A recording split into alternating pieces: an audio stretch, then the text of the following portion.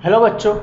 तो आज हम class 11 physics chapter number 3 motion का एक नया लेक्चर लेकर आए और आज जो हमारा लेक्चर होगा वो हम न्यूटन्स के लॉस पर करेंगे, फर्स्ट एंड सेकंड लॉ। बच्चों लेकिन सबसे पहले समझो फोर्स क्या होता है। फोर्स कहते हैं पुलिंग और pushing acts on an object is called force। भाई किसी भी ऑब्जेक्ट पर आप पुल करो या पुश करो, किसी चीज़ को आप जान लगा ये पुल करो, ये पुल करा, या उसको पुश किया, ये पुश किया, इसी को फोर्स कहते हैं। या इसको आप इस तरीके से भी डिफाइन कर सकते हो, समझ सकते हो। Force the agent which changes the state of an object। वो एजेंट जो किसी भी ऑब्जेक्ट की स्टेट को चेंज कर दे। भाई रेस्ट में तो मोशन में लिया है, अब कोई चीज़ रुकी हुई थी, आपने उसको ये फोर्स लगाया, पुश किया, आपने ये जान लगा पुश किया, वो रेस से क्या आ गई, मोशन में आ गई। अब कोई चीज़ मोशन कर रही है, अब आपने उसको जान लगा ये पुश किया तो वो रुक गई। तो दोनों तरीके से आप समझ सकते हो, लेकिन बेसिकली आप ये समझो पुलिंग और pushing acts on an object is called force. किसी भी ऑब्जेक्ट को आप पुल करो ये जान लगा पुल करो, या उसको पुश करो, इसी को फोर्स कहते हैं। बच्चों फोर्स को डिस्कवर किया था न्यूटन साहब ने, और इन्होंने अपने नाम पर ही इसकी यूनिट रख दी। एसआई यूनिट इस न्यूटन भाई साहब ने इसको अपने नाम पर ही रख दिया। और फोर्स एक वेक्टर क्वांटिटी है।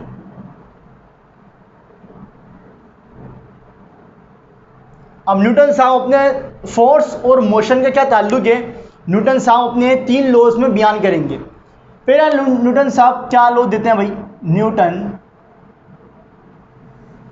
First law of motion. Newton साहब फर्स्ट लॉ में क्या बोलते हैं, every object remains at rest और uniform motion unless it is acted upon by an unbalanced external force। Newton भाई साहब कहते हैं जनाब कोई भी चीज़ अगर जिस स्टेट में है वो अपनी उसी स्टेट में रहेगी। भाई अगर कोई ऑब्जेक्ट रेस्ट में है तो न्यूटन साहब कह रहे हैं भैया वो रेस्ट में ही रहेगा, और कोई चीज़ अगर मोशन में है तो यूनिफॉर्म मोशन में ही रहेगी, कांस्टेंट स्पीड के साथ मूव करते रहेगी, जब तक आप उसके ऊपर बाहर से कोई अनबैलेंस एक्सटर्नल फोर्स नहीं लगा दे। भाई मिसाल के तौर पर मेरे पास कोई चेयर पड़ी है, अब चेयर रुकी हुई है, अब चेयर खुद ब खुद चलना शुरू नहीं करेगी। अब चेयर को अगर मोशन में लाना है तो मैं क्या करूँगा, उसके बाहर से एक एक्सटर्नल अनबैलेंस फोर्स लगाऊंगा। भाई चेयर है, मान लो एक चेयर है या कोई स्टूल मान दो, अब आप वो रेस्ट की हालत में मौजूद है, रुका हुआ है, अब खुद ब खुद तो चलना शुरू नहीं करेगा ये। तो न्यूटन साहब कह रहे हैं भैया जो चीज़ जिस हालत में उसी हालत में रहती है, चाहे वो रेस्ट की हालत में हो चाहे मोशन की हालत में हो।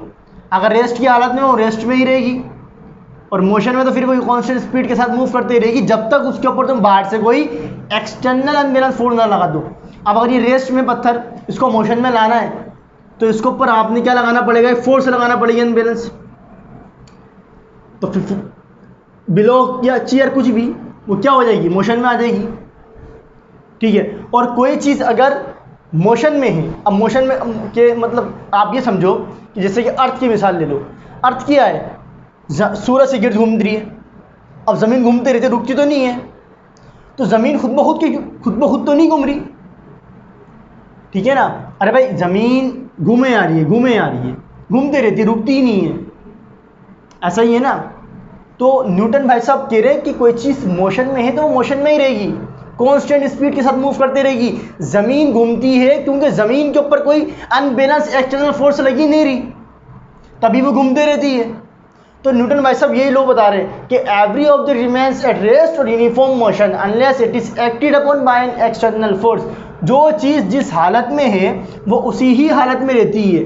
अगर रेस्ट में है तो भैया फिर वो रेस्ट में ही रहेगी, जब तक तुम उसके ऊपर बाहर से कोई एक्सटर्नल फोर्स नहीं लगा देते। और कोई चीज़ मोशन में तो वो मोशन में रहेगी जब तक तुम उसके ऊपर बाहर से कोई एक्सटर्नल अनबैलेंस फोर्स नहीं लगाते। अब ज़मीन घूम रही है, ज़मीन घूमते रहती है, उसकी वजह ये कि उस ज़मीन के ऊपर बाहर से कोई अनबैलेंस एक्सटर्नल फोर्स लगती ही नहीं है ही नहीं वहाँ पर। और पत्थर कोई चीज़, कोई भी चीज़ है, उसको रेस्ट या मोशन में लाना तो उसके ऊपर क्या चीज़ लगाना पड़ेगी, फोर्स लगाना पड़ेगी। अब इसका एक इनर्शिया समझो, इनर्शिया क्या होता है। इनर्शिया कहते हैं the ability of an object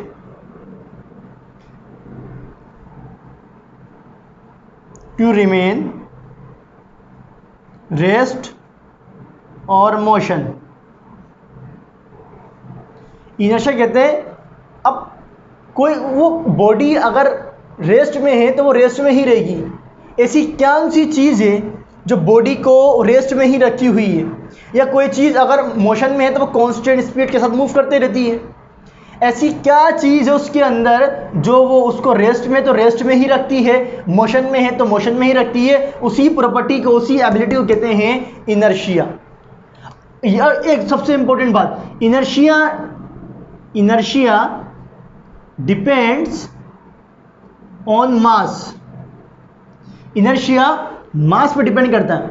जिसका जितना ज़्यादा मास होगा उसका पास उतना ही ज़्यादा इनर्शिया होगा, जितना कम मास उतना कम इनर्शिया। कॉपी में डाल के ये पॉइंट लिख लो कि मोर मास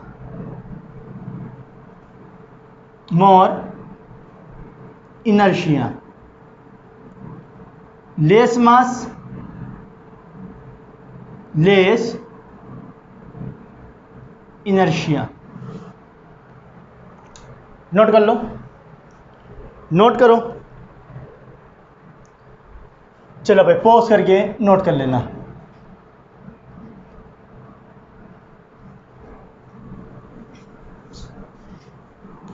चलिए भाई, न्यूटन भाई साहब अब सेकंड लॉ क्या बोलते हैं। अच्छा एक बात याद रखना, न्यूटन का जो फर्स्ट लॉ है इसको हम लॉ ऑफ इनर्शिया भी कहते हैं। Newton's first law is also called law of inertia। Newton के फर्स्ट लॉ को लॉ ऑफ इनर्शिया भी कहते हैं। इनर्शिया क्या होता है ये बता दिया ना, बॉडी की एबिलिटी, बॉडी की वो प्रॉपर्टी जो उसको रेस्ट में तो रेस्ट में ही रखती है, मोशन में है तो मोशन में ही रखना चाहती है, उसी प्रॉपर्टी को अपन इनर्शिया कहते हैं। ठीक है, न्यूटन भाई साहब ने अपना सेकंड लॉ देते हैं। अब Newton's second law of motion. चलिए भाई, ये भाई साहब क्या बोलते हैं, when a force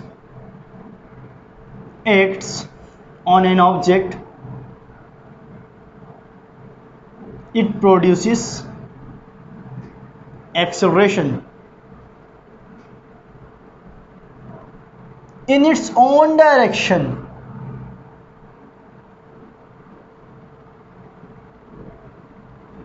which is directly proportional to the force and inversely proportional to the mass of the object. Newton भाई साहब कह रहे जनाब जब आप किसी भी ऑब्जेक्ट के ऊपर फोर्स लगाओगे तो उसमें एक्सेलरेशन प्रोड्यूस होगा, और वो एक्सेलरेशन डायरेक्टली प्रोपोर्शनल होगा फोर्स के और इन्वर्सली प्रोपोर्शनल होगा मास के। देखो भाई समझते हैं इस बात को। भाई मेरे पास एक छोटा पत्थर है, एक बड़ा पत्थर है, इसका मास है 10 kg मान लो, इसका मास है 20 kg। अब मुझे बात बताओ, अगर मैं इसके ऊपर भी 10 न्यूटन की फोर्स लगाऊं और इसके ऊपर भी 10 न्यूटन की फोर्स लगाऊं, कौन सा वाला पत्थर तेजी के साथ आगे जाएगा और कौन सा वाला पत्थर स्लो आगे जाएगा? बताओ। अरे भाई ये 10 kg पत्थर है, छोटा सा पत्थर है, 10 न्यूटन की फोर्स लगाई, ये आराम से फोर्स लगाई, इसके ऊपर आराम से थोड़ा सा आगे चले जाएगा। हल्का पत्थर है, 20 kg का पत्थर, ये बड़ा पत्थर है, ये जान लगाना पड़ेगी इसको, बहुत है, ऐसा ही होगा। अरे भाई ऐसा समझ लो ये बाइक है, ये बाइक है, ये ट्रक है। अब बाइक के ऊपर तुम धक्का लगा रहे हो, ये धक्का आराम से तुम धक्का लगा देते हो। अब एक बड़ा डंपर ट्रक है, उसके ऊपर तुम ये जान लगाओगे, फोर्स लगाओगे तो ट्रक तो आगे नहीं बढ़ता, बहुत भारी होता है। तो 10 न्यूटन की फोर्स तुमने बाइक के ऊपर भी लगाई, 10 न्यूटन की फोर्स तुमने ट्रक के ऊपर भी लगाई, बाइक तेजी के साथ आगे चली जाती है मजे से, लेकिन ट्रक नहीं जाता। तो न्यूटन भाई साहब ये बताना चाह रहे हैं कि भाई जब आप किसी ऑब्जेक्ट पे फोर्स लगाते हो तो उसमें एक्सेलरेशन प्रोड्यूस होगा, और acceleration directly proportional, directly proportional कहते हैं किसी एक चीज के बढ़ने से दूसरी चीज खुद ब खुद बढ़ जाए, उसे कहते हैं डायरेक्टली प्रोपोर्शनल। और इन्वर्सली प्रोपोर्शनल कहते हैं किसी एक चीज के बढ़ने से दूसरी चीज खुद ब खुद कम हो जाए, उसे कहते हैं इन्वर्सली प्रोपोर्शनल। अब न्यूटन भाई साहब कह रहे हैं कि तुम भाई अगर किसी बॉडी पर फोर्स लगाओगे तो उसमें एक्सेलरेशन प्रोड्यूस होगा तो डायरेक्टली प्रोपोर्शनल होगा फोर्स की। जितना ज़्यादा फोर्स लगाओगे उतना ज़्यादा एक्सेलरेशन प्रोड्यूस होगा, अगर मास कांस्टेंट है। ठीक है, अगर मास कांस्टेंट है, देखो कैसे, मान लो चलो तुमने अभी इसको छोड़ो, अभी तुम अभी देखो 10 kg एक बाइक, ये बाइक, दोनों बाइक, अब दोनों को बाइक अज्यूम कर लो। ठीक है, अब तुमने क्या किया भाई, 10 न्यूटन की फोर्स लगाई, बाइक थोड़ा सा आगे जाएगी, स्लो स्पीड से आगे जाएगी, कम एक्सेलरेशन प्रोड्यूस होगा। अब तुमने ये दबा के ये 50 न्यूटन की फोर्स लगा दी, ये फोर्स, अब बाइक तेज़ी के साथ आगे बढ़ेगी, बाइक तेज़ी के साथ आगे बढ़ेगी, ज़्यादा वेलोसिटी में चेंज आएगा, ज़्यादा एक्सेलरेशन प्रोड्यूस होगा। कम फोर्स लगाओगे, कम फोर्स लगाओगे तो कम एक्सेलरेशन प्रोड्यूस होगा, ज़्यादा फोर्स लगाओगे तो ज़्यादा एक्सेलरेशन प्रोड्यूस होगा, लेकिन मास कांस्टेंट हो। ठीक है, अब समझ गए, जितना ज़्यादा फोर्स उतना ज़्यादा एक्सेलरेशन। तो दूसरी बात क्या बोल रहे हैं, और इन्वर्सली प्रोपोर्शनल है मास के। अब तुमने क्या किया भाई, तुमने 10 kg की जगह डंपर लेकर आ गए, बड़ा वाला ट्रक लेकर आ गए, और फोर्स वही है, फोर्स तुमने वही रखी हुई 10 न्यूटन की, और मास को तुमने बड़ा डंपर लेकर आ गए। अब तुम उसके ऊपर जो है, अब जब वही फोर्स लगाओगे, मास बढ़ गया। पहले तो हल्की गाड़ी थी, अब तुम फोर्स लगा रहे हो, ये अब पहले बाइक थी तो बाइक तो आराम से चल गई थी, बाइक तो आराम धक्का लगा, बाइक मोशन में आ गई, आराम से चल गई। अब डंपर है, डंपर पे फोर्स लगाओगे तो डंपर चलेगा तो ज़रूर, लेकिन स्लो, ठीक है, बाइक जूम चले, हल्की, बाइक का मास हल्का था। अब डंपर लेकर डंपर ठीक है, तो मास के बढ़ने से एक्सेलरेशन कम प्रोड्यूस होगा। भाई डंपर, बाइक तुमने बाइक पे फोर्स लगाई, बाइक तेज़ी के साथ आगे चली गई, ज़्यादा वेलोसिटी में चेंज आया, ज़्यादा एक्सेलरेशन प्रोड्यूस हुआ। अब तुम फोर्स लगा रहे हो डंपर के ऊपर, तो डंपर स्लो आगे जाएगा, कम एक्सेलरेशन प्रोड्यूस होगा। न्यूटन भाई साहब ये बताना चाह रहे हैं कि जब किसी ऑब्जेक्ट पे तुमने फोर्स लगाओगे तो उसमें एक्सेलरेशन प्रोड्यूस होगा जो डायरेक्टली प्रोपोर्शनल होगा फोर्स के, और इनवर्सली प्रोपोर्शनल मास के। फोर्स जितनी ज़्यादा, एक्सेलरेशन उतनी ज़्यादा, लेकिन मास कांस्टेंट, और इनवर्सली प्रोपोर्शनल होगा मास के, जितना ज़्यादा मास उतना ही कम एक्सेलरेशन, लेकिन फोर्स कांस्टेंट होना चाहिए। और सबसे इम्पोर्टेंट बात, ये जो एक्सेलरेशन प्रोड्यूस होता है इसकी जो डायरेक्शन होती है वो फोर्स की डायरेक्शन में ही होती है। लिख लो पॉइंट डाल के, acceleration and force are in same direction. अब भाई तुमने अगर गाड़ी पर फोर्स इस डायरेक्शन में लगाई है, तुमने इस डायरेक्शन में अगर फोर्स लगा रहे हो इस वाली डायरेक्शन में, तो एक्सेलरेशन भी इसी डायरेक्शन में प्रोड्यूस होगा। फोर्स अगर इस डायरेक्शन में लगा रहे हो तो एक्सेलरेशन भी इसी डायरेक्शन में प्रोड्यूस होगा। फोर्स अगर इस डायरेक्शन में लगा रहे हो तो फिर एक्सेलरेशन भी इस डायरेक्शन में प्रोड्यूस होगा।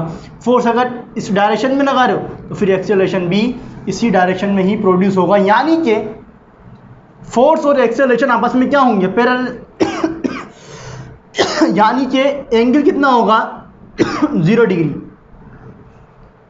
ठीक है, देखिए भाई हम बोर्ड एग्जाम्स को पढ़ाते हैं और हमने आपको बताया कि हमारा वो जो लेक्चर होते हैं वो ECAT, MCAT बोर्ड एग्जाम्स, हम सारे जो लेक्चर होते हैं सबके लिए होते हैं। बारीक से बारीक चीज़, कम से कम जो चीज़ होती है जो जिसकी एक्सपेक्ट हम कर सकते हैं कि वो पेपर में, कंपटीशन में आपके पेपर में पूछी जा सकती है, वो भी हम बता देते हैं। कम पॉइंट जो बिल्कुल बारीक से बारीक चीज़ होती है हम आपको पूरी इसमें जितने कंसेप्ट, जितने पॉइंट बनते हैं आपको सब क्लियर करते हैं, सब समझाते हैं। तो एक्सेलरेशन सबसे इंपॉर्टेंट बात, जब किसी भी ऑब्जेक्ट पर फोर्स, बॉडी पर आप फोर्स लगाओगे तो उसमें एक्सेलरेशन प्रोड्यूस होगा उसी डायरेक्शन में जिस डायरेक्शन में फोर्स, डायरेक्टली प्रोपोर्शनल फोर्स के, जितनी ज़्यादा फोर्स उतना ज़्यादा एक्सेलरेशन, जितना ज़्यादा मास उतना कम एक्सेलरेशन। इसे इक्वेशन नंबर 1 के दो, इसे 2 के दो, दोनों को कंबाइन करो, AF और ये M। ठीक है, प्रोपोर्शनलिटी हटता है फिजिक्स में, कौन इसी को लगा कॉन्स्टेंट लगाते हैं, AF और ये M।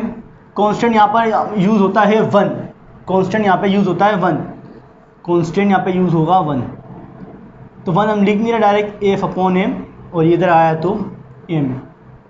ये मैथमेटिकल टर्म है, F = ma। ठीक है, अब अगर से पेपर में अगर सवाल पूछ ले कि अगर किसी ऑब्जेक्ट पर फोर्स लगाई है और उसमें एक्सेलरेशन भाई 10 न्यूटन की फोर्स से लगाई, आपको घुमा सकता है, वो कंफ्यूज कर सकता है भाई। जैसे कि अगर मेरा सवाल बोल दिया मैंने 10 न्यूटन की फोर्स मैंने 10 kg के पत्थर पे लगाई, तो एक्सेलरेशन और फोर्स के दरमियान एंगल कितना होगा। बातों में पता भाई, एक्सेलरेशन फोर्स 10 न्यूटन की लगाओ या 10,000 न्यूटन की लगाओ, जिस डायरेक्शन में फोर्स उसी डायरेक्शन में एक्सेलरेशन, यानी कि एंगल क्या होगा 0 डिग्री, क्योंकि आपस में पैरेलल होते हैं। तो ये हमारा लेक्चर था आज का न्यूटन्स के फर्स्ट लॉ और सेकंड लॉ के ऊपर।